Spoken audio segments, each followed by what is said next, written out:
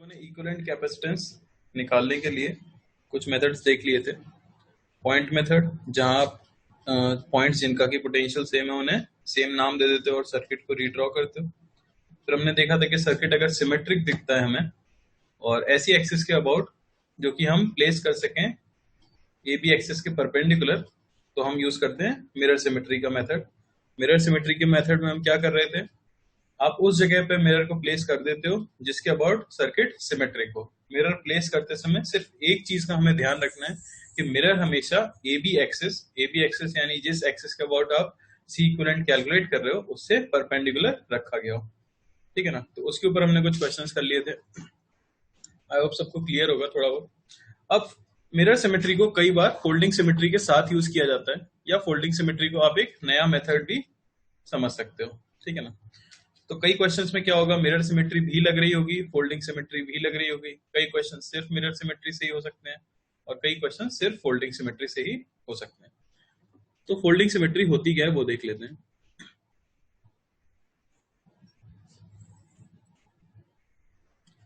तो जैसा कि नाम से हमें पता लग रहा है, फोल्डिंग सिमेट्री यानी कि आप सर्किट को क्या करने वाले हो, फोल्ड करने वाले हो। ठीक है। तो हम जिस एक्सिस के अबाउट सर्किट को फोल्ड करने वाले हैं उस एक्सिस के अबाउट सर्किट क्या होना चाहिए, सिमेट्रिक होना चाहिए। जैसे कि मैं वही अगर 5 कैपेसिटर्स का कॉम्बिनेशन ले लूं इस तरह से,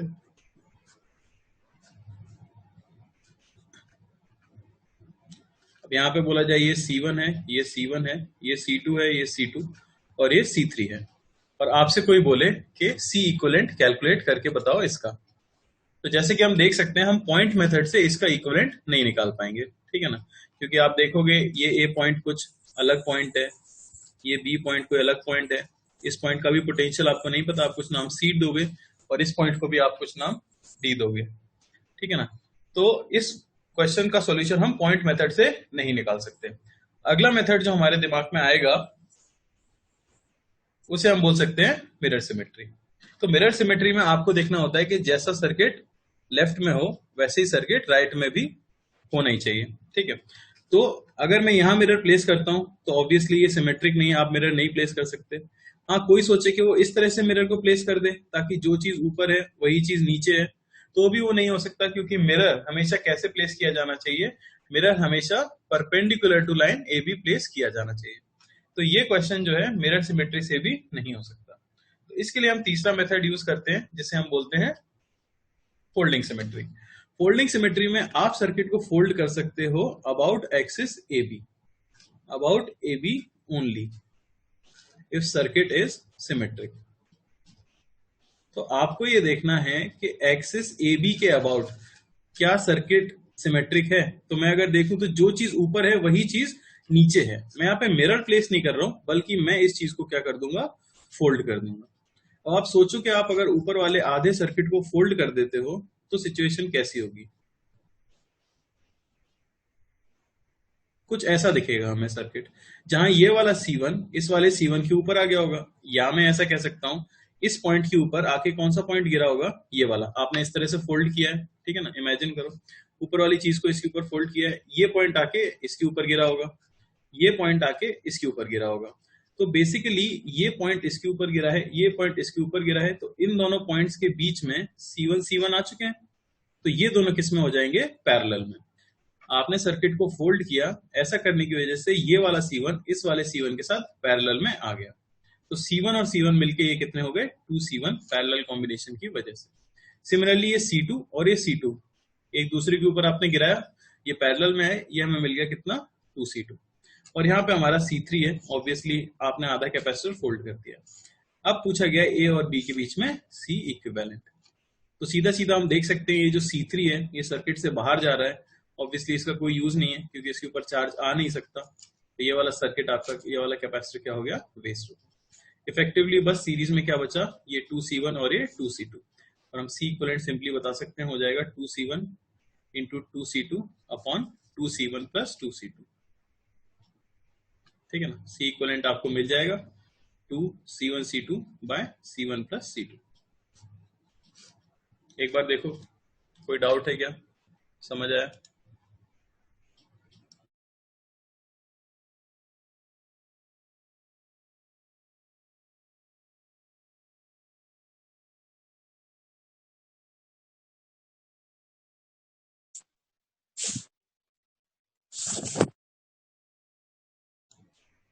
हाँ, तो कोई पूछ रहा है कि मिरर सिमेट्री से क्यों नहीं हो सकता, तो मैं वही बोला था, मिरर सिमेट्री के लिए आप मिरर प्लेस करोगे। तो मिरर हम कहाँ प्लेस करें, ऐसा सोचो आप, मिरर हम कहाँ प्लेस करें। आप यहाँ तो मिरर प्लेस नहीं कर सकते क्योंकि सिमेट्रिक नहीं है।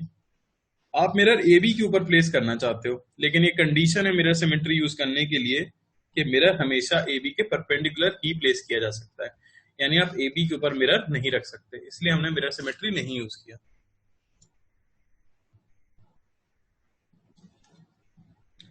समझ आया? मिरर सिमेट्री हम नहीं यूज कर सकते यहाँ पे।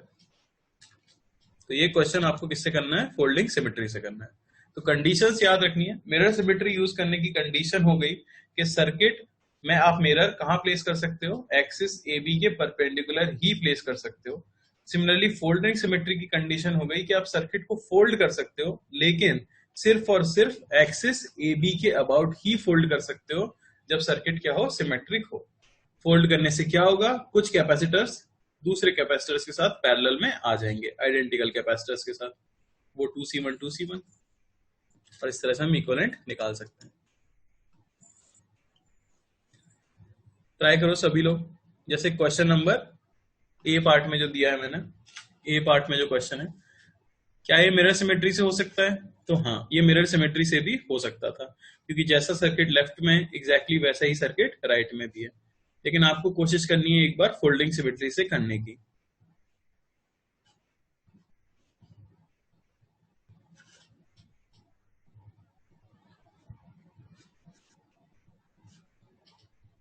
बताओ क्या आंसर आएगा।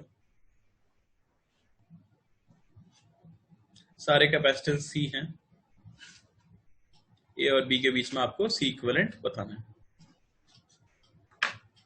तो क्योंकि सर्किट ए बी एक्सिस के अबाउट सिमेट्रिक है, तो हम ए बी के अबाउट इसे क्या कर देंगे, फोल्ड कर देंगे। देखो उसके बाद क्या दिखेगा।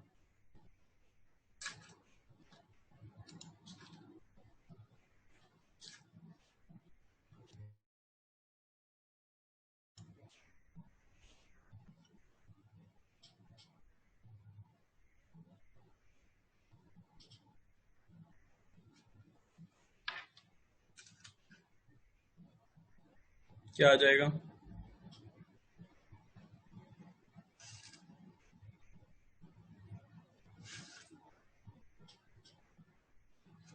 3C/2 आंसर आया है। सी 3C/4 सी।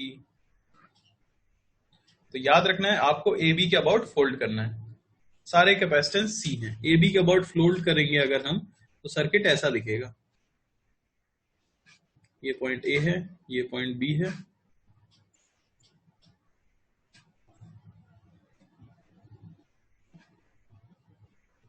आपको ऐसा कुछ सर्किट दिखने वाला है। ऊपर वाला पूरा सर्किट मैंने गिरा दिया है किसके ऊपर, नीचे वाले सर्किट के ऊपर। अब देख लेते हैं, ये तो फोल्ड हुए नहीं है क्योंकि ये तो एज इट इज रहा है। हाँ, इन सभी कैपेसिटर्स के ऊपर ये सारे कैपेसिटर आके गिर गए होंगे, आप देख सकते हो। तो ये सभी कैपेसिटर सी और सी किस में हो जाएंगे, पैरेलल में। तो ये हो चुका होगा 2C 2C 2C और 2C। ये सभी क्या हो चुके हैं, 2C हो चुके हैं। सिमिलरली ये भी 2C हो चुके हैं, क्योंकि इन सभी के ऊपर ऊपर वाले सर्किट के कैपेसिटर्स गिरे और वो पैरेलल में आ गए थे। क्या अब हम सर्किट सॉल्व कर सकते हैं? तो आप देखोगे कि हाँ, अब आप सर्किट सॉल्व करने के लिए यूज करोगे मिरर सिमेट्री। आप इसके लिए अब आगे फोल्डिंग सिमेट्री नहीं यूज कर सकते। आप इस तरह से नहीं है कि इस पोर्शन को उठा के इसके ऊपर गिरा दो वापस, क्योंकि फोल्डिंग सिर्फ और सिर्फ किस एक्सिस के अबाउट हो सकती है, ए बी एक्सिस के अबाउट हो सकती है, और हम फोल्डिंग कर चुके हैं एक बार, तो फर्दर फोल्डिंग पॉसिबल नहीं है। अब मैं देखूंगा जैसा सर्किट लेफ्ट में है एग्जैक्टली वैसा ही सर्किट राइट में है, तो क्यों ना मैं यहां पर मिरर लगा दूं। अगर मैं यहां पर मिरर लगा देता हूं बीच में, तो इसका चार्ज इसमें जाना चाहिए, इसका चार्ज इसमें जाना चाहिए, तो बीच वाला 2C जो है ये आपका क्या हो गया, वेस्ट हो गया। अगर ये वेस्ट हो जाएगा तो सर्किट ऐसा दिखेगा,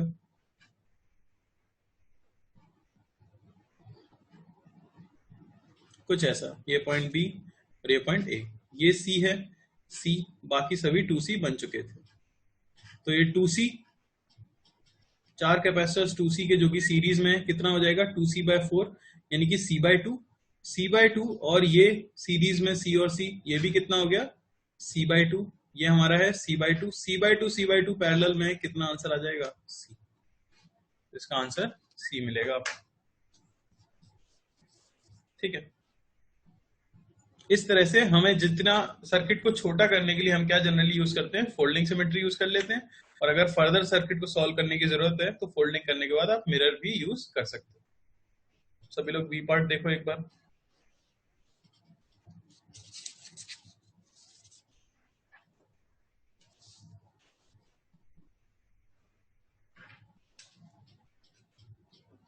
सर्किट को फोल्ड कर देता हूँ। अगर आप सर्किट को फोल्ड करोगे तो सर्किट इतना बचेगा, ये ए, ये बी,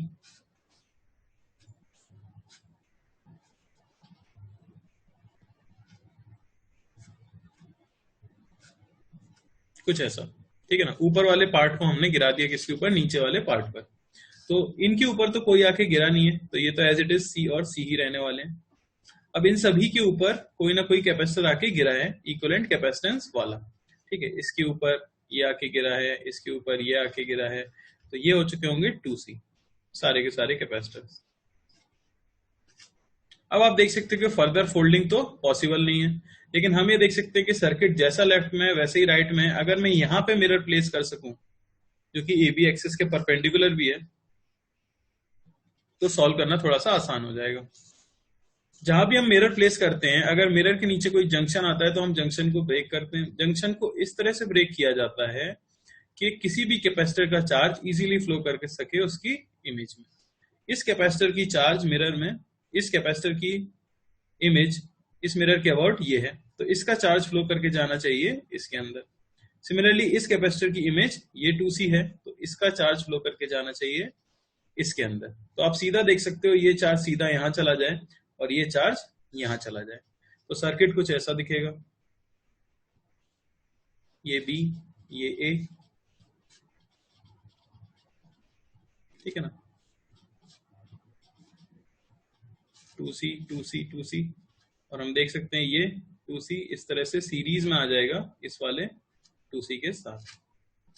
ये तो C और C है, तो आप देख सकते हो, आप इक्विवेलेंट कैपेसिटेंस निकाल लेते हैं। ये और C, ये C और C किसमें है, सीरीज में, तो ये आपका C/2 हो चुका है। यहाँ पे देख सकते हैं ये 2C और 2C सीरीज में, ये हो गया C और 2C पैरेलल में मिलके ये कितना हो गया 3C। तो ये पूरा चीज सॉल्व होके कितना हो रहा है 3C। अब ये 3C 2C और 2C ये है सीरीज में, तो आपको जो मिलेगा वो दिखेगा A, यहाँ पे ऊपर आ चुका है हमारे पास C/2, और यहाँ पे हमें मिल चुका है ये 2C और ये 2C सीरीज में, इन्हें मैं एक साथ बना देता हूँ C, और उसके साथ ये C और ये 2C 3C बन चुका था, ये भी है सीरीज में। इनका इक्विवेलेंट निकाल सकते हो आप, क्या आ जाएगा C1 C2 bye C1 plus C2, यानी कि 3C into C bye 4C, यानी कि 3C/4। अब 3C/4 और C/2 किसमें है, पैरेलल में, C इक्विवेलेंट क्या हो जाएगा C/2 प्लस 3C/4, यानी कि 5C/4 आंसर होना चाहिए। क्या किसी को कोई डाउट है, किसी स्टेप में कोई डाउट हो तो बोलो।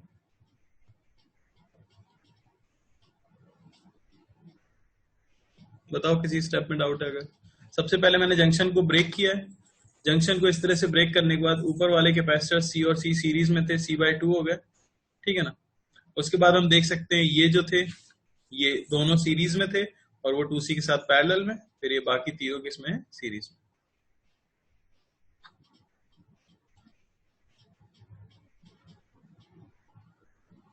बेटा मिरर सिमेट्री से ही तो किया है, यहाँ पे मिरर सिमेट्री मैंने यूज की है। हाँ, आप डायरेक्टली भी मिरर सिमेट्री यूज करना चाहते हैं तो आप डायरेक्टली भी मिरर सिमेट्री यूज कर सकते थे। कोई बच्चा अगर चाहे कि मैं यहीं पे मिरर प्लेस कर दूं तो आप कर सकते हो। बस ये जंक्शन कैसे ब्रेक हो जाएगा, ये इस तरह से ब्रेक होगा ऊपर, और ये नीचे ब्रेक होगा। तो पहले या तो नीचे का इक्विवेलेंट निकाल लो, उतना ही ऊपर का आएगा, बस उन्हें फाइनली ऐड कर देना, ठीक है ना।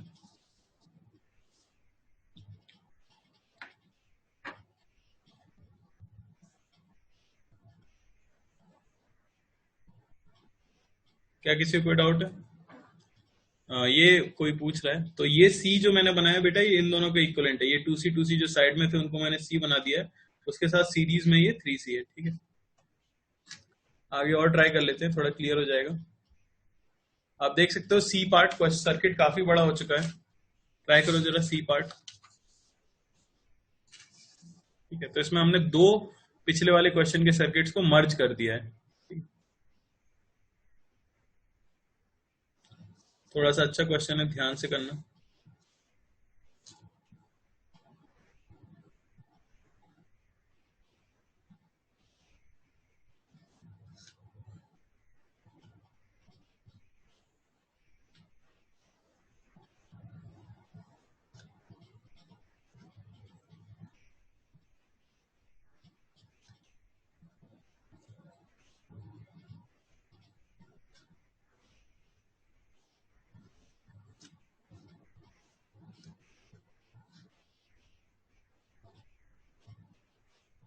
ठीक है, तो बेटर होगा ऑब्वियसली हम पहले फोल्ड कर लें तो।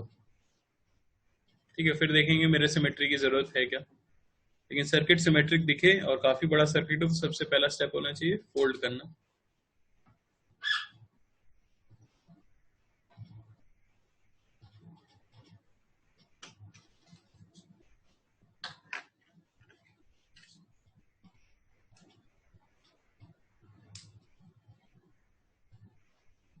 सर्किट ड्रॉ करेंगे तो ऐसा दिखेगा।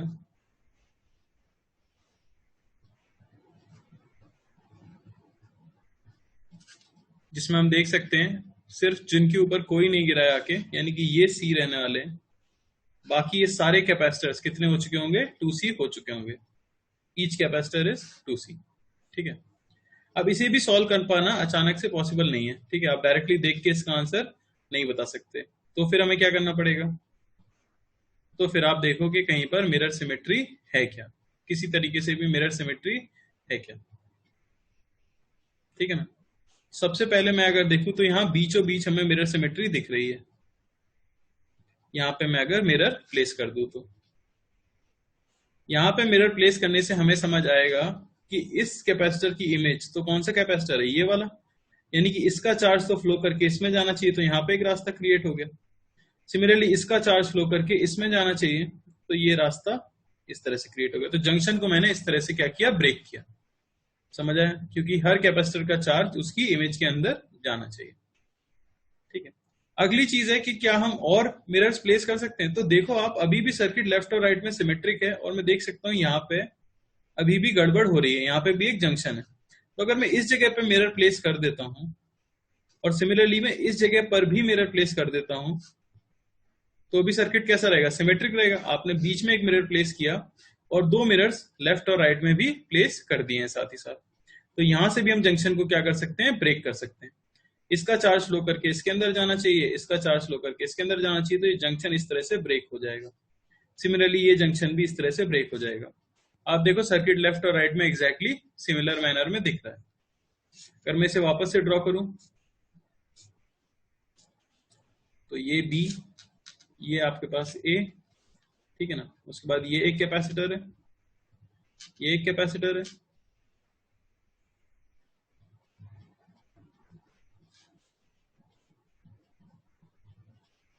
कुछ इस तरह से दिखेगा हमें। ठीक है ना, ये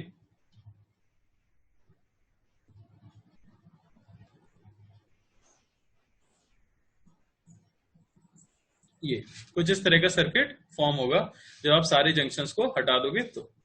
अब ये सर्किट सिंपली सॉल्व किया जा सकता है। ये सी, सी और सी है, तो ये ऊपर वाले तो तीनों किसमें है, सीरीज में। तो ये हमें साफ दिख रहा है कितना हो जाएगा, C/3। यहाँ पे ये चार कैपेसिटर आप देख सकते हो, हर कैपेसिटर 2C है, ये याद रखना है आपको। और चार कैपेसिटर 2C में है, तो ये हो जाएगा 2C/4, यानी कि C/2।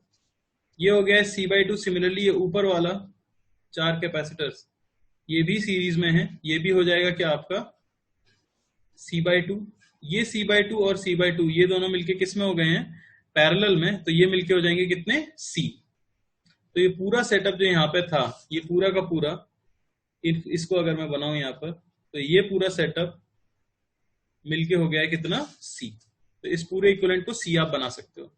तो फाइनली एक बार और रीड्रॉ करें अगर, तो ये B, ये A, ये ऊपर वाले तीनों तो C/3 हो ही चुके हैं। नीचे हमारे पास एक ये 2C बचा, एक ये पूरी चीज बन चुकी है C, और एक राइट में 2C बचा। ठीक है ना, आप देख सकते हो ये 2C, ये 2C सीरीज में मिलके C हो गए, और ये C और ये C सीरीज में मिलके C/2 हो गए। तो C/2 और C/3 पैरेलल में, तो आपका C इक्विवेलेंट कितना आ जाएगा, ये पूरा मिलके हो चुका है C/2, तो C इक्विवेलेंट आ जाएगा C/3 प्लस C/2 यानी कि 5C/6। तो प्रवीण का आंसर आया था ये।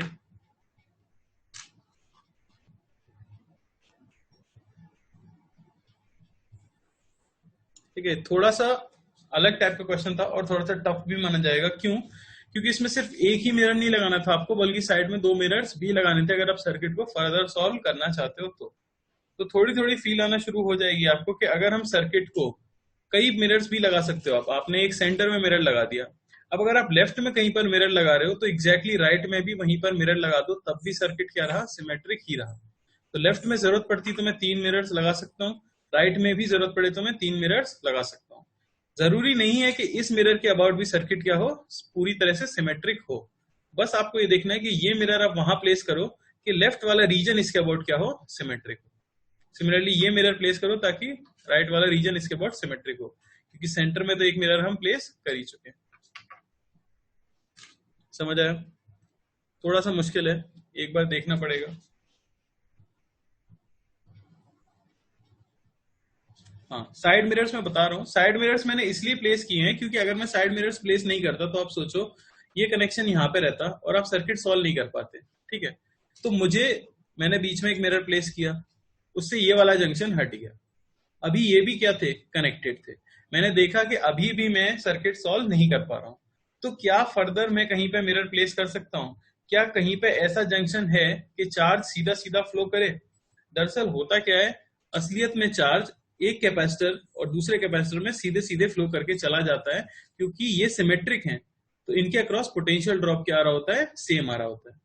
तो इसका चार्ज फ्लो करके जाता है इसमें, इसका चार्ज फ्लो करके जाता है इसमें। तो मुझे लगा जब इसका चार्ज सिंपली फ्लो करके जाएगा इसमें, इसका फ्लो करके जाएगा इसमें। आप ऐसा सोचो ना, ये सर्किट एकदम सिमेट्रिक दिख रहा है कि नहीं दिख रहा, इस मिरर के अबाउट भी। हाँ, तो जब इसका चार्ज इसमें जाएगा, इसका चार्ज इसमें जाएगा, तो फिर इस जंक्शन की जरूरत ही क्या है। तो अगर आपने पूरे सर्किट को पहले एक मिरर लगा के सिमेट्रिकली डिवाइड कर दिया है, तो फिर आप लेफ्ट वाले पोर्शन में एक और मिरर भी यूज कर सकते हो, लेकिन आपको राइट वाले पोर्शन में भी मिरर यूज करना पड़ेगा अगर लेफ्ट वाला पोर्शन उस मिरर के अबाउट सिमेट्रिक हो रहा है। तो जैसे कि मुझे लगा इसमें मिरर सिमेट्री हम यूज कर सकते हैं।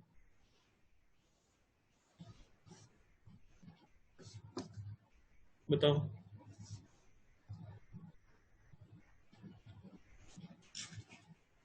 क्या आप मिरर सिमेट्री यूज कर सकते हो? तो आंसर है नहीं, क्योंकि सिमेट्रिक नहीं है। कुछ लोग सोचे कि अगर आप यहाँ पे मिरर रख दो बीचों बीच, तो जैसा लेफ्ट में वैसा राइट में, गड़बड़ ये हो जाएगी कि मिरर आप ए बी के ऊपर नहीं रख सकते, मिरर आप ए बी के परपेंडिकुलर रख सकते हो। तो यहाँ पे मिरर रख पाना पॉसिबल नहीं है। और यहाँ पे अगर मैं मिरर रखता हूँ तो फिर वो सिमेट्रिक नहीं है, जैसा ऊपर है वैसा नीचे नहीं है। तो ये क्वेश्चन प्योरली फोल्डिंग सिमेट्री से ही सॉल्व हो सकता है। हम ये देख सकते हैं जैसा सर्किट राइट में है वैसा ही सर्किट लेफ्ट में है ए बी के अबाउट। ठीक है, तो आप सर्किट को क्या कर दोगे, फोल्ड कर दोगे ए बी के अबाउट। देखो क्या आता है, सर्किट को फोल्ड करने के बाद क्या दिखेगा।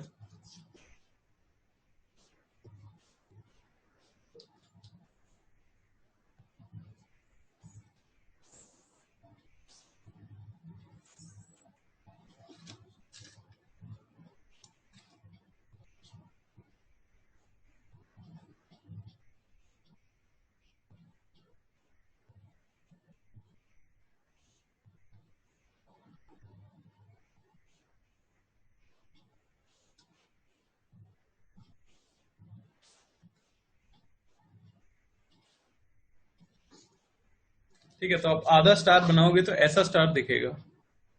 समझ आ रहा है? मैंने राइट वाले पोर्शन को उठा के इस एक्सिस के अबाउट उठा के इसके ऊपर रख दिया, तो आधा लेफ्ट वाला पोर्शन दिख रहा है हमें। समझ आ रहा है? ये वाला कैपेसिटर आपको साफ दिख रहा है, खत्म हो चुका है, क्योंकि इसका एक एंड हवा में है, तो ये ए और बी के बीच में नहीं है, तो इसका कोई यूज नहीं बचा। अब हमें इस सर्किट को सॉल्व करना है। ये देखने में भयानक लग रहा है पर है ये बड़ा ही सिंपल। ये देख सकते हो आप, ये सारे कैपेसिटर्स क्या हो चुके होंगे, 2C हो चुके होंगे, क्योंकि हर कैपेसिटर के ऊपर एक कैपेसिटर आके गिरा है। ठीक है, तो देख सकते हैं हम ये दोनों किसके अंदर है, ये दोनों दिख रहा है सीरीज के अंदर है, तो 2C और 2C मिलके क्या हो जाएगा C, और ये C और ये 2C पैरेलल में है, तो ये मिलके हो गया 3C। तो ये पूरा ट्राइंगल का इक्विवेलेंट हमें मिल चुका है कितना, 3C। सिमिलरली ये वाला जो ट्राइंगल है इसका इक्विवेलेंट भी आपको मिल चुका है 3C, और बचा ये 2C। तो फाइनली मैं रीड्रॉ करूं तो A के पास में एक 2C, 3C, 3C और ये B, ठीक है ना। तो फाइनली आप देख सकते हो 3C 3C 3C/2, 3C/2 और 2C सीरीज में है, तो C इक्विवेलेंट हो जाएगा आपका 3C/2 into 2C upon 3C/2 plus 2C, ठीक है ना। कितना मिल जाएगा ये हमें, ये मिल जाएगा 6C/7। तो इक्विवेलेंट आपको मिलेगा 6C/7। इक्विवेलेंट कैपेसिटेंस बताना है ए और बी के बीच में, दो ब्रांचेस इनफाइनाइट कैपेसिटर्स की दी गई हैं। इनफाइनाइट कैपेसिटर्स को हमने सीरीज में ज्वाइन किया है और ऐसी दो ब्रांचेस ली हैं ए और बी के बीच में। क्या आएगा इक्विवेलेंट कैपेसिटेंस, बताओ जल्दी से।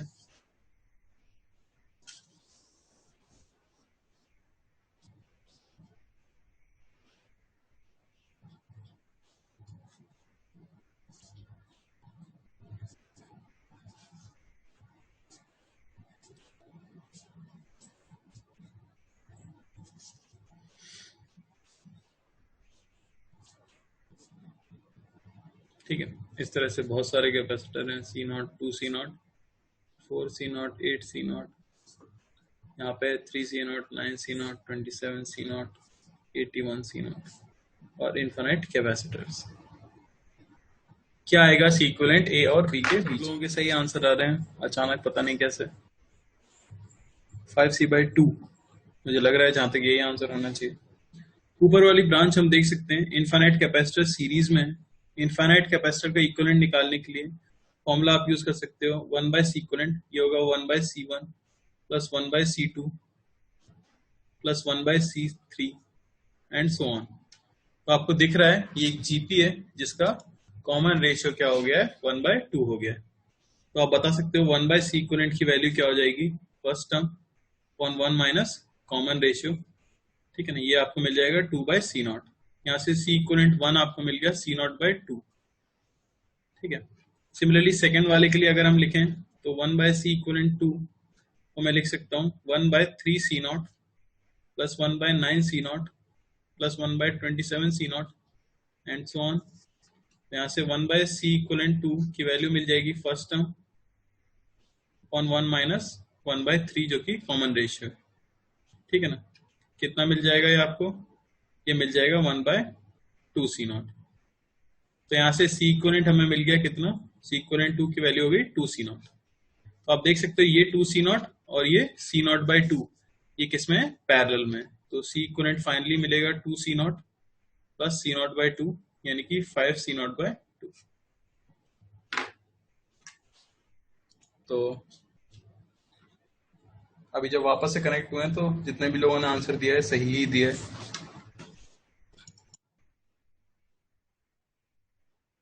अगला क्वेश्चन कर लेते हैं, ठीक है। ये भी थोड़ा सा मिसलेनियस टाइप क्वेश्चन है, पुराने कॉन्सेप्ट पे बेस्ड है जो आप पढ़ चुके हो। क्वेश्चन है, find the minimum number of capacitors required to create an equivalent capacitance of 12 microfarad when the setup is placed across a battery of 50 volt. Each capacitor is of 1 microfarad and can bear a maximum potential drop of 10 volt across it. ठीक है ना। यानी कि पूछा गया है कितने minimum capacitors हमें चाहिए होंगे जो कि मिलके इक्विवेलेंट कैपेसिटेंस देते हैं 12 माइक्रोफैरड का। अगर आप पूरे सेटअप को, जो भी सेटअप आप क्रिएट करोगे इन कैपेसिटर से, उसे 50 वोल्ट की बैटरी के अक्रॉस लगाते हैं। हर कैपेसिटर का कैपेसिटेंस 1 माइक्रोफैरड है और उसके अक्रॉस मैक्सिमम पोटेंशियल ड्रॉप जो आप डाल सकते हो वो 10 वोल्ट का डाल सकते हो। ट्राई करो सभी लोग।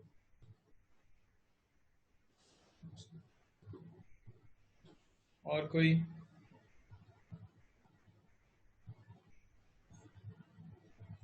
हर्ष का आंसर है 1। वाह, तुमसे बेवकूफ तो कोई हो ही नहीं सकता बेटा। एक कैपेसिटर दिया हुआ है कि 1 माइक्रोफैरड का है, वो इक्विवेलेंट 12 कैसे दे देगा एक ही कहाँ से आए हो तुम यार? कुणाल 50। ओहो, बोली लग रही है, ऐसा लग रहा है अब तो। लोगों ने पेन कॉपी छोड़ दिया है, मन की आवाज सुन रहे हैं।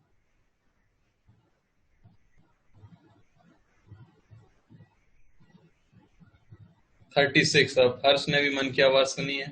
ठीक है। अभिरूप जी 60। मैं समझ गया। ठीक है भाई। 60 काफी लोगों ने बोला है। शायद उन्होंने मेहनत से बोला हो, या फिर सभी के मन में एक ही बात आ रही है। तो सबसे पहले तो ये देखो, मिनिमम नंबर ऑफ कैपेसिटर्स चाहिए। आप पहले बैटरी कितने वोल्ट की लगाने वाले हो? तो जो भी सेटअप मैं यूज करूंगा, मैं ऐसे रैंडम बना देता हूँ, जो भी सेटअप हो उसके अक्रॉस मैं बैटरी लगाऊंगा 50 वोल्ट की। 50 वोल्ट की, ठीक है।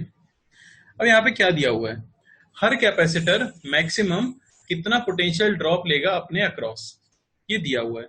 तो maximum potential drop her capacitor के अक्रॉस जो आ सकता है वो है 10 वोल्ट। ठीक है। अब एक चीज आपको याद हो, अगर सीरीज के अंदर सारे कैपेसिटर्स के ऊपर क्या सेम होता है? चार्ज सेम होता है। क्यू बराबर सी वी फॉर्मूला, सबके ऊपर चार्ज सेम है। तो हम ये कह सकते हैं C is inversely proportional to we.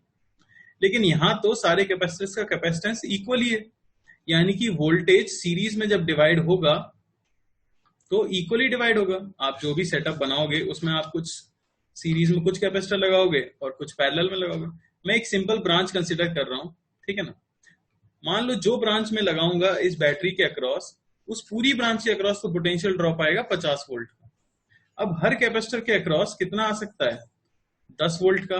तो मुझे एक ब्रांच में मिनिमम कितने कैपेसिटर लगाने पड़ेंगे? आप देख सकते हो, क्योंकि हर कैपेसिटर मैक्सिमम 10 वोल्ट ले सकता है, तो इसने 10 ले लिया, इसने 10 ले लिया, इसने 10 ले लिया। इस तरह से लॉजिकली हमें एक ब्रांच में कितने कैपेसिटर लगाने पड़ेंगे? 5 कैपेसिटर तो लगाने ही पड़ेंगे, ठीक है ना।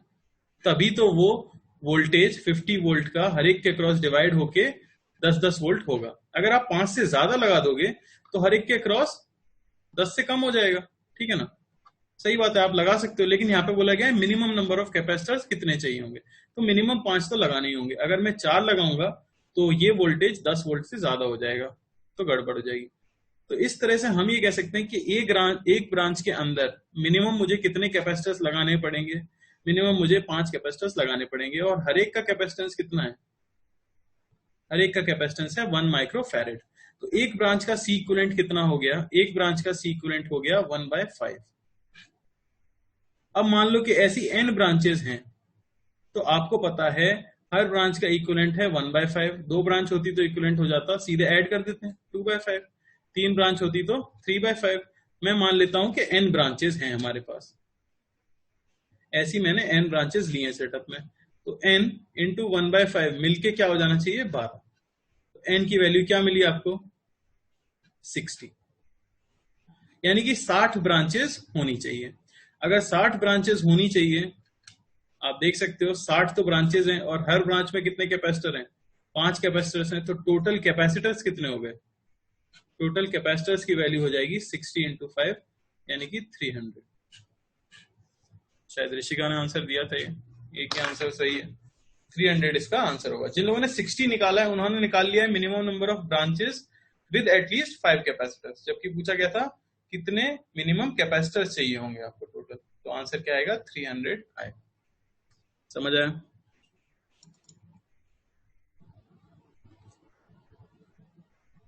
अगर कुछ लोगों को दुख है तो एक सिमिलर क्वेश्चन, अगला क्वेश्चन है, ट्राई कर लो जल्दी से। इसका आंसर सही दे सकते हो सब लोग, क्योंकि ऑलमोस्ट सही दे दिया था सबने। 60 कई लोगों ने आंसर दिया था। इसमें मैक्सिमम ड्रॉप आ सकता है 5 वोल्ट का। हर एक का कैपेसिटेंस 4 माइक्रोफैरेड है, और 20 वोल्ट की बैटरी यूज की गई है। मिनिमम कैपेसिटर कितने चाहिए ताकि इक्विवेलेंट 6 माइक्रोफैरेड आ सके?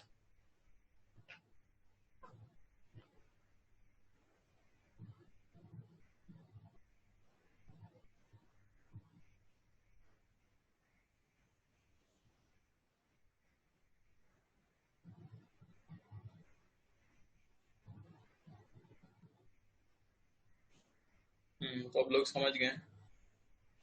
एक आंसर आया 24।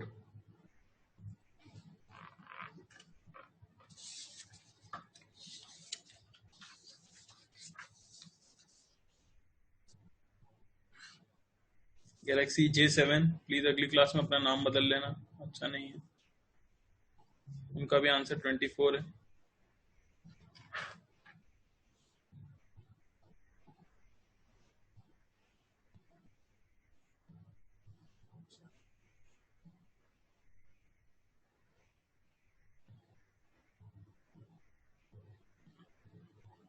अब तो सभी का 24 ईयर है।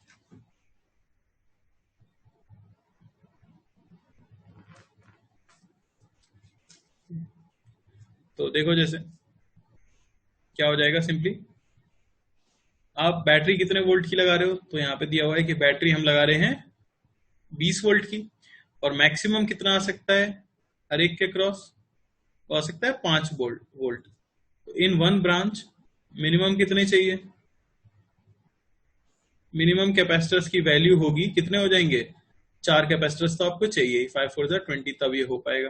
तो एक ब्रांच में मिनिमम आपको 4 कैपेसिटर्स लगाने होंगे, और हर एक कैपेसिटर का कैपेसिटेंस है 4 माइक्रोफैरेड। तो एक ब्रांच का सी इक्विवेलेंट आपको मिल जाएगा, कितना हो जाएगा, ये सी इक्विवेलेंट हो जाएगा 1 माइक्रोफैरेड। मान लो कि n ब्रांचेस हैं, n ब्रांचेस का इक्विवेलेंट हो जाएगा n इंटू 1, ये जाना चाहिए 6 माइक्रोफैरेड। n की वैल्यू आपको मिल गई कितनी, 6। तो 6 ब्रांचेस हैं और हर ब्रांच में 4 कैपेसिटर्स हैं, तो टोटल कैपेसिटर्स की संख्या हो गई 6 4 20। ठीक है ना।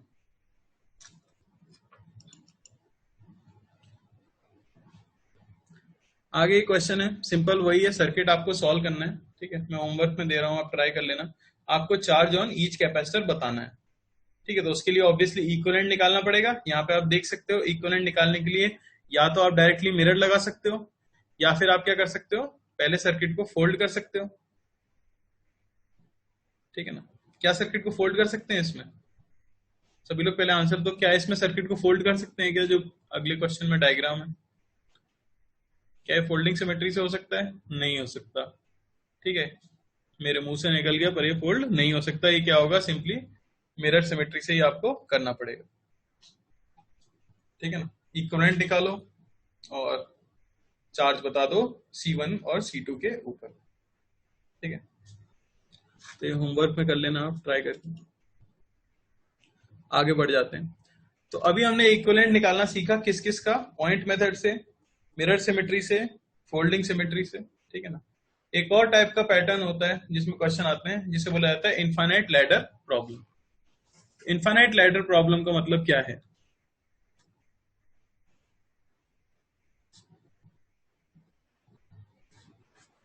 ठीक है, तो लैडर का मतलब क्या होगा, जिसमें इनफाइनाइट क्या हो, स्टेप्स हो। तो एक एग्जांपल देख लेते हैं। मान लो कि ये पॉइंट है आपका ए, एक कैपेसिटर यहाँ पे दिया है, एक ये दिया हुआ है, और ये पॉइंट है बी, उससे जुड़ा हुआ इस तरह से एक लैडर फॉर्म हो रही है, और ये चीज जा रही है इंफिनिटी तक। हर एक कैपेसिटर का कैपेसिटेंस में बोल देता हूँ सी है, ध्यान से देखना सभी लोग। और मुझसे पूछा जाए कि ए और बी के बीच में इक्विवेलेंट कैपेसिटेंस कितना है, ये कैलकुलेट करो। ठीक है, तो ये इंफिनिटी तक जा रहा है।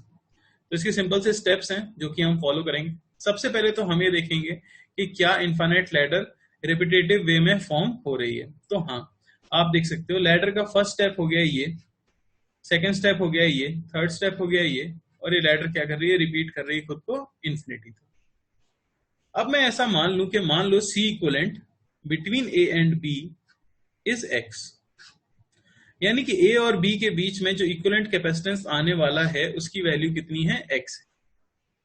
तो क्योंकि इन दोनों पॉइंट्स के बीच का इक्विवेलेंट कैपेसिटेंस इंफिनिटी तक कितना है, एक्स है, तो क्या मैं ये कह सकता हूं कि मैं अगर इसे छुपा दूं, ठीक है, और सिर्फ इतनी लैडर रह जाए जो आपको यहां से दिख रही है, तो क्या अब भी इक्विवेलेंट एक्स ही आएगा। आप देखने की कोशिश करो, ये इस तरह से पूरी एक लैडर दी हुई थी इनफाइनाइट स्टेप्स की। ठीक है ना, ए और बी के बीच में इक्विवेलेंट आया था कितना, एक्स। अगर इनफाइनाइट स्टेप्स में से मैं एक स्टेप को कम कर देता हूं, तो अब भी इक्विवेलेंट कितना आएगा, एक्स। ऐसा हम मान लेंगे, क्योंकि इनफाइनाइट स्टेप्स में से एक स्टेप गायब करोगे तो किसी को पता नहीं चलेगा। ठीक है ना। इस प्रिंसिपल पर बेस्ड हम आगे बढ़ जाएंगे।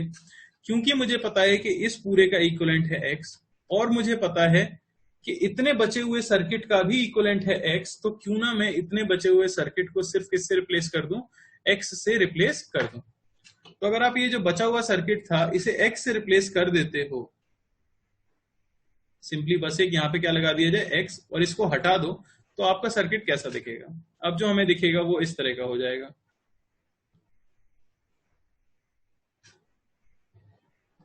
x समझ आ रहा है, और ये c हमारा यहाँ है, c हमारा यहाँ है।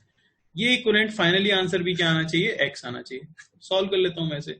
c और x जो है पैरेलल में है, तो ये हो गया आपका c प्लस एक्स। अब ये c प्लस एक्स और ये c किस में है, सीरीज में, तो आप लिख सकते हो 1/c plus 1/c plus x, ये होना चाहिए 1/c इक्विवेलेंट। जो फाइनल आंसर है उसकी वैल्यू भी हमें पता है कितनी, x, क्योंकि c इक्विवेलेंट फाइनली भी क्या आना चाहिए, x ही आना चाहिए। ठीक है, यहां से हमें क्या मिल जाएगा, यहां से आप देख सकते हो, यहां से मिलेगा 2c प्लस एक्स अपॉन सी इंटू सी प्लस एक्स, ये होना चाहिए 1/x। या आपको मिल जाएगा एक्स स्क्वायर प्लस 2cx, ये इक्वल हो जाएगा किसके, C x plus C square, या x square plus C x square minus C square is equal to 0। और यहां से हम x की वैल्यू कैलकुलेट कर सकते हैं। x हमें मिल जाएगा c plus minus under root C square plus 4c² by 2, और x की वैल्यू हमें मिल गई। ऑब्वियसली आप पॉजिटिव वाला आंसर कंसीडर करोगे, नेगेटिव वाला नहीं कंसीडर करोगे, ठीक है ना।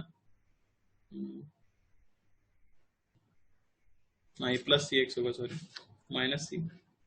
तो ये फाइनली आपको मिलेगा √5 माइनस 1 इंटू सी बाई 2।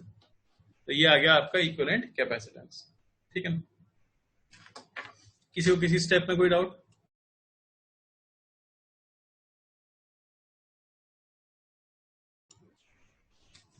क्या किसी को किसी स्टेप में डाउट है, कैसे करेंगे इनफाइनाइट लैडर का प्रॉब्लम। तो आपको करना क्या है, जहां से भी लैडर रिपीट हो रही हो, आपको वहां से लैडर को हटाकर क्या लगा देना है, वहां पे x लगा देना है, क्योंकि वही इक्विवेलेंट कैपेसिटेंस है। ठीक है, तो मैंने एक बार तो लैडर को देखा, और जहां से उसने रिपीट होना शुरू हुआ था बस वहां पे क्या लगा दिया है, x लगा दिया है। उसके बाद सर्किट सिंपल बन जाएगा और आप उसका इक्विवेलेंट कैलकुलेट कर सकते हैं। कुछ क्वेश्चंस कर लेते हैं इसके ऊपर,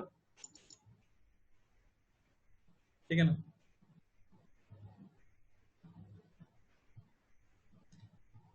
जैसे पहला क्वेश्चन ट्राई करो सभी लोग। गलत दे दिया, तो मैंने गलती से यहाँ पे रेजिस्टेंस ड्रॉ कर दिया है। आप कैपेसिटेंस मान के सॉल्व करना है इसे, ठीक है ना। जो फर्स्ट क्वेश्चन है C और 2C मान लो।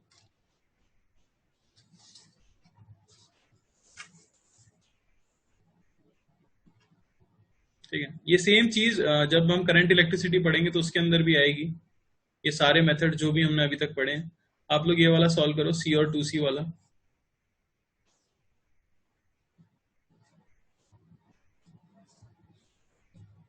इन्फिनिटी तक, ये C है, ये 2C है, ये C है, ये 2C है।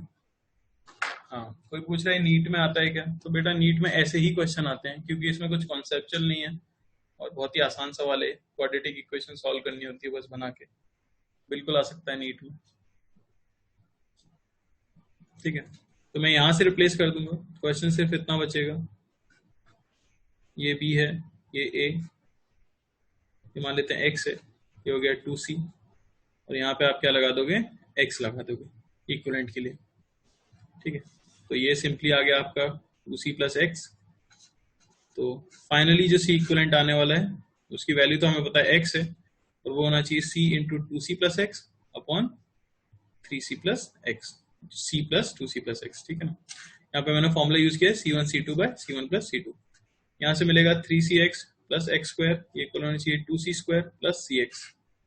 ठीक है ना, यानी x square plus 2CX minus 2C² is equal to 0। एक्स की वैल्यू मिलेगी minus 2C plus minus under root 4C² plus 8C² by 2। ठीक है ना, क्या मिल जाएगी एक्स की वैल्यू हमें, ये 12 हो गया, तो वो मिल जाएगा √3 माइनस 1 इंटू सी।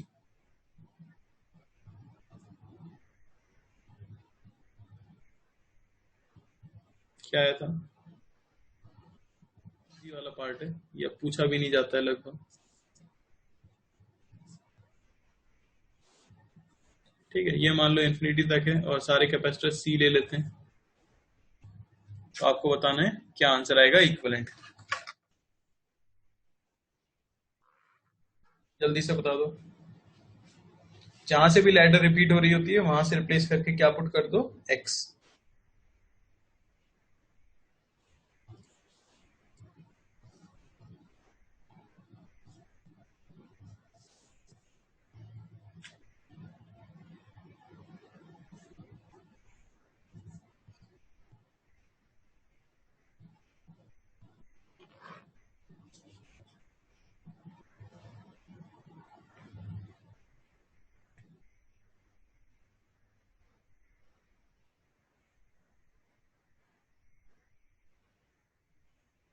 ठीक है, मैं रीड्रॉ तो कर ही देता हूँ ताकि बाकी लोग सॉल्व कर सके फिर आगे, जिनसे नहीं हो रहा है।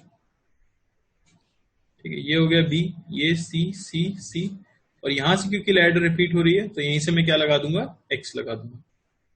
और फाइनली भी पता है आपको इक्विवेलेंट क्या आने वाला है, एक्स ही आने वाला है। ठीक है ना, ये दोनों पैरेलल में सी प्लस एक्स, और सी प्लस एक्स के साथ ये सी और ये सी किस में है, सीरीज में। ठीक है, क्या दिखेगा, ए बी, इक्विवेलेंट आने वाला है एक्स, ये वाला सी और ये वाला सी सीरीज में आने वाले हैं, तो इनको पहले ही इन दोनों को रिप्लेस करके मैं सी बाई टू लिख देता हूं, और ये बचा हुआ हम निकाल ही चुके हैं सी प्लस एक्स। अब ये सीरीज में तो फॉर्मूला सिंपली लगा दो, एक्स इक्विवेलेंट आने वाला है, ये हो जाएगा C1 C2 bye C1 plus C2।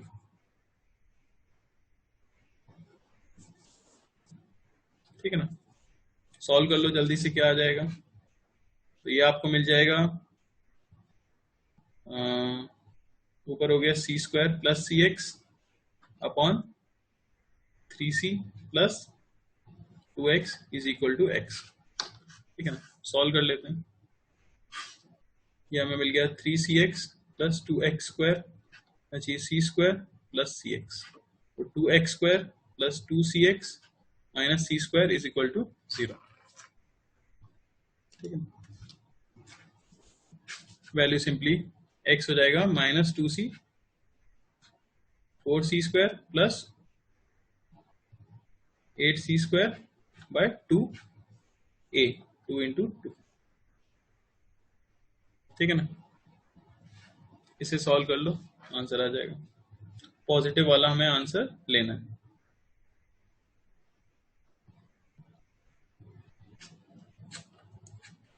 तो ये वही आ रहा है वापस से, √3 माइनस 1 बाई 2 इंटू सी, ये आंसर हो जाएगा। हाँ, कोई कह रहा है कि यहाँ पे पैरेलल में दिख रहा है, सी और सी पैरेलल में दिख रहे हैं, तो आपकी गलती है, मतलब आप चैप्टर सीखे ही नहीं अगर आपको ये पैरेलल में दिख रहे हैं तो, क्योंकि ना तो इनका स्टार्टिंग पॉइंट सेम है और ना इनका एंड पॉइंट सेम है। यहाँ से जो भी चार्ज घुसेगा वो फ्लो करके ऐसे ही जाएगा, तो ऑब्वियसली सीरीज में है ना कि पैरेलल में। ठीक है, तो इसे कह देते हैं लैडर प्रॉब्लम। इस पे एक थोड़ा ढंग का क्वेश्चन कर लेते हैं, ये तो बहुत ही सिंपल है, जिसमें कि आपको सिर्फ एक क्वाड्रेटिक इक्वेशन सॉल्व करनी थी। थोड़ा सा अच्छा क्वेश्चन अगर देखें तो वो हो जाएगा कुछ ऐसा।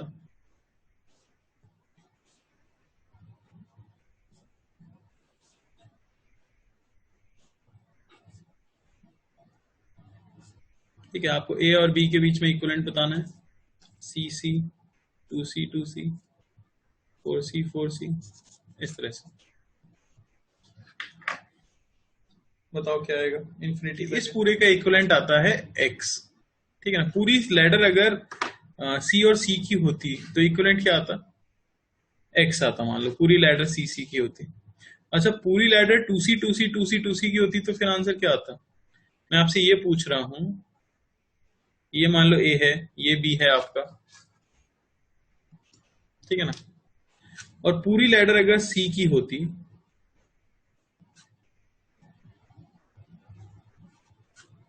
तो फिर आंसर आता मान लो कि x। तो यही मैं ये भी कह सकता हूं कि पूरी लैडर अगर 2C 2C की होती तो आंसर क्या आता है, 2x। सिमिलरली पूरी लैडर अगर 4C 4C की होती तो आंसर क्या आता, 4x।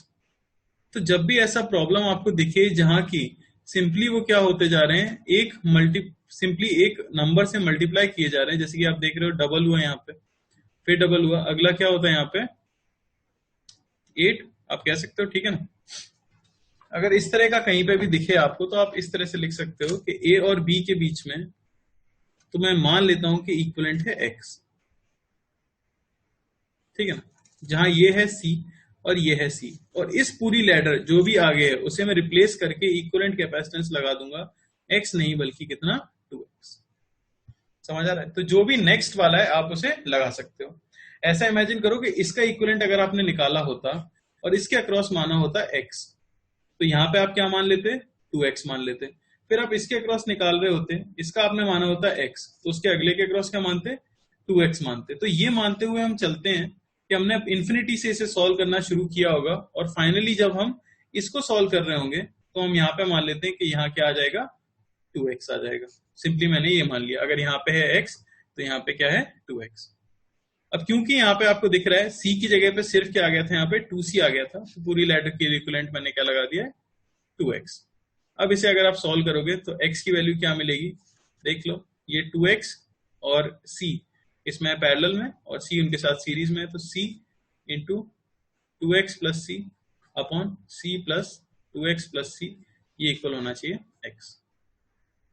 समझ आ रहा है। यहां से हमें मिल जाएगा ये 2cx प्लस 2x स्क्वायर, ये होना चाहिए 2cx प्लस सी स्क्वायर, ठीक है ना।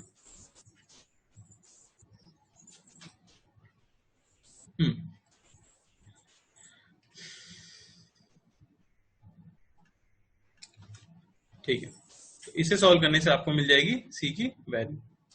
हाँ बिल्कुल, रुद्रायन जो कि पूछ रहे हो तुम, सी हो फिर अगला वाला 3c हो, अगला वाला 9c हो, तो आप किससे रिप्लेस कर दोगे, 3c से रिप्लेस कर दोगे। ठीक, ये कुछ ट्रिक्स हैं, मेथड्स हैं जिनसे कि आप सॉल्व करते हो कुछ पर्टिकुलर टाइप के सर्किट, ठीक है। समझ आ रहा है। तो जब भी इस तरह से लैडर हर कैपेसिटेंस को क्या कर रही हो, डबल करती जा रही हो, तो आप सिंपली रिप्लेस कर दो किससे, डबल, या फिर जिस मल्टीपल से अगले कैपेसिटेंस को लिखा गया है, ठीक है ना।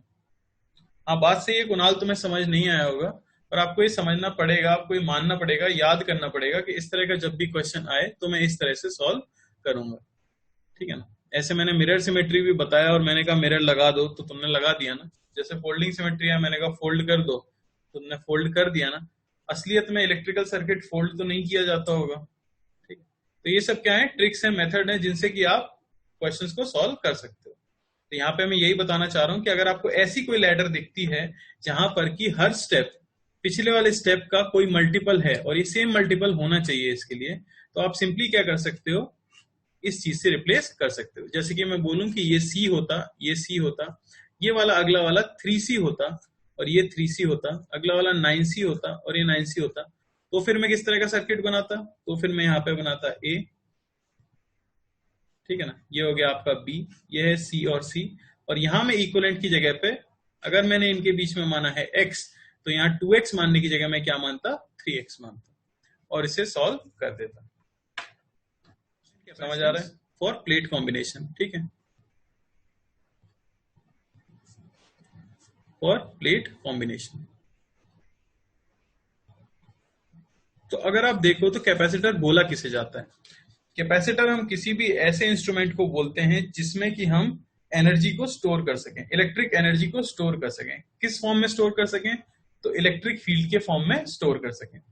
इलेक्ट्रिक फील्ड के फॉर्म में आप एनर्जी को तब स्टोर कर सकते हो जब आप किसी जगह पे चार्ज को स्टोर कर सकते हो, ठीक है ना। तो जो प्लेट्स होती हैं उनकी सरफेस पे क्या आता है, चार्ज आता है, जिसकी वजह से इलेक्ट्रिक फील्ड आती है और एनर्जी स्टोर होती है। तो हम ये कह सकते हैं कि अगर दो सरफेसेस हमारे पास हैं जो कि एक दूसरे को फेस कर रही हैं और उनके बीच में कोई इलेक्ट्रिक फील्ड है, तो मैं ऐसा मान सकता हूं कि उनके बीच में एनर्जी स्टोर्ड है। तो ये दो प्लेट्स के कॉम्बिनेशन को आप बोल सकते हो एक कैपेसिटर।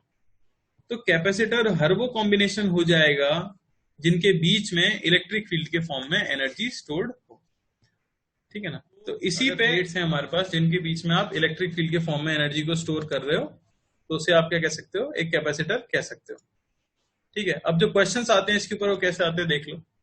मान लो कि जो आपको दिख भी रहा होगा डायग्राम, कोई पूछे कि इस सेटअप का इक्विवेलेंट कैपेसिटेंस क्या है, ठीक है ना। ये जितने भी क्वेश्चंस मैं दूंगा उन सभी में हम प्लेट्स का एरिया ए मान के चल रहे हैं और सेपरेशन डी मान के चल रहे हैं। अगर कुछ और दिया हो तो आप यूज कर ही सकते हो। जानते हो पैरेलल प्लेट कैपेसिटर के कैपेसिटेंस का फॉर्मूला हो जाता है epsilon naught A by D. तो जो डेटा क्वेश्चन में दिया हो वही पुट कर लेंगे। सिंप्लिसिटी के लिए मैंने हर एक प्लेट का एरिया ए मान लिया और सेपरेशन डी मान लिया। मान लो इस तरह से कोई बोले कि एक ये कंडक्टर है इस शेप का और एक ये कंडक्टिंग प्लेट है इस शेप की, ठीक है ना। हर एक प्लेट का एरिया ए है। ऑब्वियसली ये 2D प्लेट्स हैं तो ये इस तरह से इनटू द प्लेन जा रही हैं, इस तरह से, और ये प्लेट यहाँ पे दी हुई है बी। ए और बी के बीच में इक्विवेलेंट कैपेसिटेंस कितना है, आपसे ये पूछा जा रहा है। तो पहली चीज, कैपेसिटेंस ना तो चार्ज पर डिपेंड करता है और ना ही वो वोल्टेज पर डिपेंड करता है। कैपेसिटेंस सिर्फ और सिर्फ डिपेंड करता है शेप साइज ऑफ प्लेट। यानी इसका कैपेसिटेंस कैलकुलेट करने के लिए हमें सिर्फ इतना ही डेटा सफिशियंट है। तो आप ऐसा देखो कि हर प्लेट को नाम दे देता हूं। ये पॉइंट का नाम अगर ए है तो इस प्लेट का नाम क्या होगा, ऑब्वियसली ए, क्योंकि ये ए पॉइंट से कनेक्टेड है। सिमिलरली इस प्लेट का नाम क्या होगा, ए। अब इस प्लेट ए और इस प्लेट के बीच में क्या कोई एनर्जी स्टोर हो सकती है? तो हाँ, आप कह सकते हो कि हाँ, इस पे अगर पॉजिटिव चार्ज आ गया और इस बी प्लेट की ऊपर वाली सरफेस पे उतना ही इक्वल ऑपोजिट नेगेटिव चार्ज आ गया तो इन प्लेट ए और इस प्लेट बी के अपर सरफेस के बीच में कोई इलेक्ट्रिक फील्ड हो सकती है। ऑब्वियसली यहाँ पे आप एनर्जी इलेक्ट्रिक फील्ड के फॉर्म में स्टोर कर सकते हो। सिमिलरली इस प्लेट बी के लोअर फेस के ऊपर भी कोई चार्ज आ सकता है जो कि इक्वल ऑपोजिट हो जाए इसके चार्ज के, तो यहाँ भी इलेक्ट्रिक फील्ड स्टोर हो सकती है। तो मैं सर्किट रीड्रॉ कर लूंगा ए और बी। आप देख सकते हो ए और बी के बीच में एक कैपेसिटेंस तो ये फॉर्म हो गया है, तो एक मैं इस तरह से बना देता हूं, जहां एक तो प्लेट ये वाली ए है, ये वाली प्लेट ये होगी, और बी जो रिप्रेजेंट कर रहा है वो इसका अपर सरफेस रिप्रेजेंट कर रहा है इस प्लेट से। और दूसरा कैपेसिटर में इस तरह से बना सकता हूं, जहां एक प्लेट ए तो ये वाली होगी, ये दिख रही है आपको, और बी का जो लोअर सरफेस है वो ये वाली प्लेट को रिप्रेजेंट कर रहा है। तो अब देखो दो कैपेसिटर्स हैं जो कि किसमें है, पैरेलल में, और दोनों का कैपेसिटेंस भी इक्वल है, सी और सी। तो सी इक्विवेलेंट कितना मिल जाएगा आपको, 2C या 2 epsilon naught A by D. तो हमें सिर्फ प्लेट्स को नाम देना है। मैं एक और एग्जांपल करके बताऊंगा, ठीक है। अगर फिर भी डाउट होता है तो बोलना। एक और एग्जांपल देख लेते हैं। मान लो कि एक प्लेट हमें दी गई है ए इस तरह से, और ये है आपकी दूसरी प्लेट, ये मान लेता हूं मैं है बी। तो मुझे करना क्या है, मुझे प्लेट्स का नाम लेना है। ये प्लेट अगर ए है तो इसका नाम है ए, इसका भी नाम है ए, इसका नाम है बी तो ये नाम है बी, और ये भी नाम है बी। सारी प्लेट्स को आप नाम दे चुके हो, ए और बी सिर्फ दो नाम आए हैं, तो उन्हें मैं बना लेता हूं ए और बी। एक ए और बी के बीच में कैपेसिटर ये दिख रहा है, एक ए और बी के बीच में कैपेसिटर ये दिख रहा है, एक ए और बी के बीच में कैपेसिटर ये दिख रहा है। तो तीन कैपेसिटर्स पैरेलल में आ गए हैं और तीनों एकदम सेम है, इसलिए सी इक्विवेलेंट आपको कितना मिल जाएगा, 3C या 3 epsilon naught A by D. क्या कोई डाउट है? अच्छी बात है, तो क्वेश्चंस कर लेते हैं इसके ऊपर। जल्दी से बताओ फर्स्ट का आंसर क्या आएगा। फर्स्ट तो मैं कर ही चुका हूं यहाँ पे लगभग,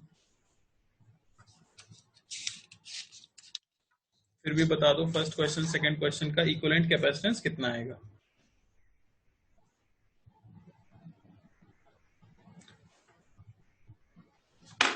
बेटा आप देख लो ना, जितना कैपेसिटेंस उतना मल्टीप्लाई नहीं करना है, आप सिंपली देख लो बस कि एक दो प्लेट्स के बीच में अगर एक सी है तो ये पैरेलल कॉम्बिनेशन है ना, इसमें जुड़ जाता है, तो सी और सी पैरेलल में जुड़ के क्या हो जाएंगे, 3C हो जाएंगे। जल्दी से बताओ फर्स्ट और सेकंड का क्या आएगा। ठीक है, तो सभी का epsilon naught A by D के टर्म्स में आंसर आने वाला है, इसलिए मैं ईज में आप आंसर दे सको, इसलिए सी को मान लो epsilon naught A by D, तो आप सी के टर्म्स में आंसर दे दो, ठीक है ना। ये बी दिया है, ये ए दिया है, ये हो गया ए, ये हो गया ए, ये हो गया ए, यहाँ ए बना लेता हूं, यहाँ बी, ये ए और बी के बीच में, ये ए और बी के बीच में, और ये ए और बी के बीच में, ठीक है ना। तो आपको मिला फाइनली सी सी और ये तीसरा कैपेसिटर भी सी। टोटल क्या हो गया 3C या 3 epsilon naught A by D. ये हो गया फर्स्ट पार्ट का आंसर। यही जस्ट हमने एग्जांपल में किया था। सेकंड का आंसर क्या आएगा बताओ।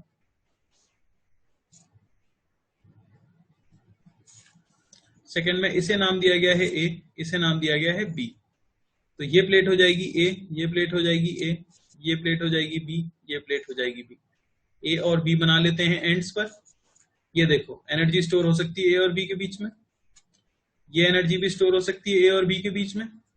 क्या कोई एनर्जी स्टोर हो सकती है बी और बी के बीच में? नहीं। तो दो ही कैपेसिटर हैं, तो आंसर होगा 2C या 2 epsilon naught A by D. ठीक है ना। आगे बताओ जल्दी से, थर्ड का आंसर क्या आएगा? थर्ड और फोर्थ सभी लोग पहले थर्ड का बता दो आंसर क्या आएगा।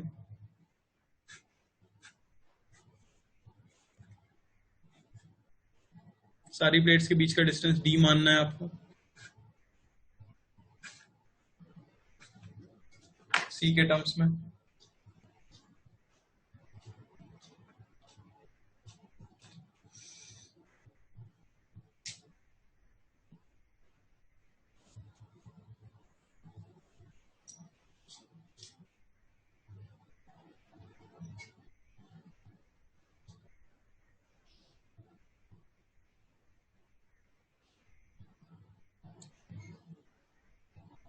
तो 5C/2 आंसर आ रहा है, 2C आंसर आ रहा है।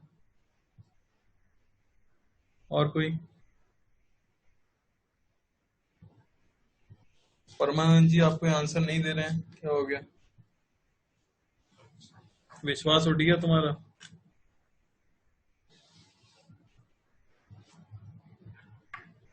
Three C. अभिरूप का भी आ गया है 5C/2, प्रीति का 2C, रोहित का 5C/2। सबका अलग अलग क्यों आ रहा है? अगर आपसे नहीं सही आंसर आ रहा है तो एक बार देख लेना, मैं ये वाला भी करके बता देता हूँ। ए से कनेक्टेड जो भी प्लेट्स हैं उनका नाम ए ही होने वाला है, बी से कनेक्टेड जो प्लेट्स हैं उनका नाम बी होने वाला है। एक प्लेट है जो किसी से कनेक्टेड नहीं है, तो उसे तीसरा नाम दे दो कुछ, एक्स। ना ये ए है ना ये बी है। 3 पॉइंट्स आ गए, ए बी। जब भी एक तीसरा पॉइंट आता है हम बीच में कहीं पे बना लेते हैं, पॉइंट मेथड की तरह। ये एनर्जी स्टोर हुई ए और बी के बीच में, ये एनर्जी स्टोर हुई ए और बी के बीच में, ये एनर्जी स्टोर हुई एक्स और ए के बीच में, ये एनर्जी स्टोर हुई एक्स और बी के बीच में। तो सी सी सी सी, आप देख सकते हो ये सी और सी सीरीज में कितना हो गया भाई C/2, और ये सी और सी पैरेलल में कितना हो गया भाई 2C। ये 2C और ये C/2 फिर से पैरेलल में है, तो 2C प्लस C/2 यानी कि 5C/2 आपका आंसर होगा। क्लियर है? फोर्थ वाला बताओ। लास्ट क्वेश्चन है, फोर्थ वाला बता दो क्या आएगा। ध्यान से करना सभी लोग। फोर्थ का आंसर क्या आएगा?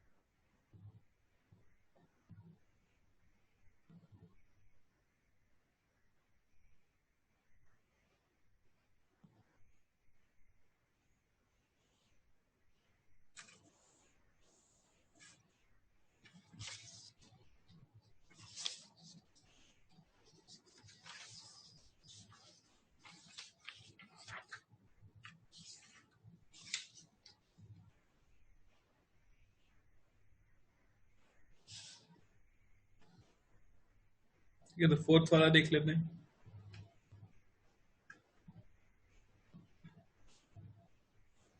नाना प्रकार के आंसर आ चुके हैं।